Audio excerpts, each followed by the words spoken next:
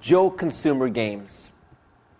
Joe the Consumer Games are computer games in which a fictional character named Joe beats the credit card companies in court or forces them to settle at 30 cents on the dollar or less, or legally protects his assets. And additionally, if Joe had a previous judgment against him, we have a game where Joe legally prevents any judgment creditor from being able to garnish his wages, seize his bank account, repossess his vehicle, and more.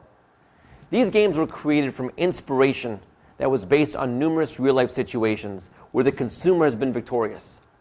Although these computer games are simply that, merely games, many haters have tried to allege that these games constitute legal advice because of their intelligence and high detail. Please read the legal disclaimer on the website and also know that these games are not intended for you to rely, use, or intended to be given as legal advice in any manner. Please understand that the Florida Bar Association and other bar associations across the country are seeking to have these games removed so that consumers cannot have access to them.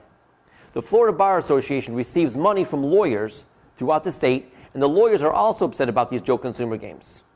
Number one, if a consumer chooses to represent themselves in court by their own choice and free will, then the consumer has failed to hire an attorney and the lawyer gets zero or less money. Number two, the credit card attorneys who have to deal with savvy consumers may wind up spending an extra 30 hours to 200 hours in additional legal time per case instead of dealing with an ignorant consumer that normally they can steamroll through the court system. Once again, we do not advocate that any consumer use or substitute any part of our Joe Consumer Games for their own legal purpose.